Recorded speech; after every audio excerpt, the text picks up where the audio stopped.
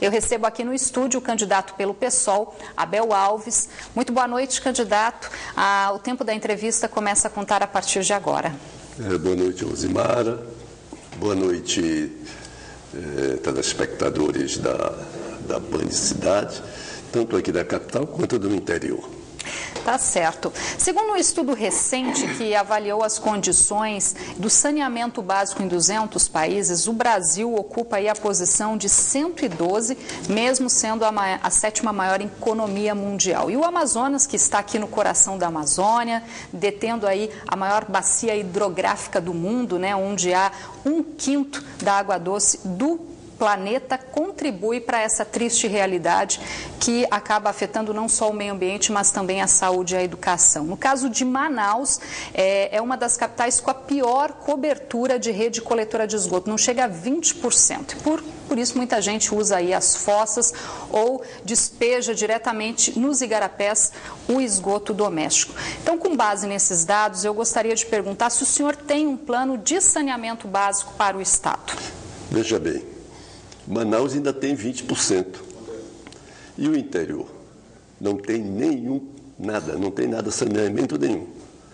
E por incrível que pareça, todos os municípios do Amazonas eles estão à margem dos rios, e grandes rios. E nós não temos água boa, de boa qualidade. Isso tudo se deve ao quê? À venda da Cosama. Porque o município, alguns deles, que deixaram a Cosama, né, montaram o seu serviço de água e esgoto, o SAI, mas não tem condições financeiras. Então, cidades do Amazonas que não têm hoje a Cosama padecem desse problema de água. Não tem investimento na captação, não tem investimento na rede, são redes antigas, né? E o povo sofre. E aí a consequência é o que é? É a doença, é a mortalidade infantil. Quando nós não podemos deixar de aliar a saúde com o meio ambiente.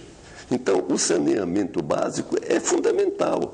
E essas condições, por exemplo, principalmente da água, nós vamos ter que rever isso, não só na cidade aqui, em Manaus, como no interior. E vamos ver o que podemos fazer deste crime que fizeram com a população de Manaus, que foi a venda da Cosama para uma empresa particular que está aí. E todo mundo sabe das crises que nós vivemos com referência à água aqui na cidade de Manaus e, posso afirmar, do interior muito pior. Bom, o Amazonas é um estado que precisa preservar a floresta, mas ainda há espaço para a agricultura e para a pecuária. O que o senhor acha que seria necessário para fomentar o setor primário aqui no estado, para que o Amazonas deixe de importar tantos produtos de outros estados e, de repente, passe a produzir mais e, quem sabe, até se tornar aí um polo exportador? Incentivo. O que nós precisamos, não só aqui para a capital, mas como principalmente para o interior, são incentivos. Eu tenho aqui em mãos o Atlas do setor primário no Amazonas, da CEPLAN, e é o primeiro Atlas. O primeiro Atlas. Quer dizer, nunca se levou a sério a questão do interior do setor primário.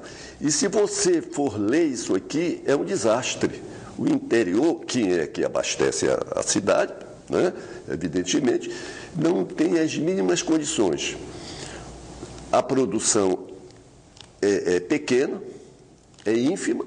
Nós temos algumas coisas de produtos básicos que já estão, inclusive, decrescendo, como o problema da farinha. Todo mundo sabe, nós que vivemos, que comemos bastante farinha, né, é um dos produtos básicos da nossa região, né, o preço está absurdo, está faltando incentivo. E ainda muito mais outras coisas mais, por exemplo, o peixe. Né? Todo mundo fala em Zona Franca, tal, o PIN, Distrito Industrial, mas não se fala do interior com referência ao pescado. É uma outra economia muito grande e é quem abastece aqui a cidade de Manaus. E ainda se fez aquela bobagem, né, de querer fazer bacalhau da Amazônia. Bacalhau da Amazônia não existe, o que existe é pirarucu mesmo. Isso aí foi uma grande bobagem e tem mais. que o Estado ainda pagou uma multa a respeito disso, porque se apropriou de uma marca e de uma qualidade de peixe que não é nossa. Nós temos a pirarucu e nós não temos bacalhau.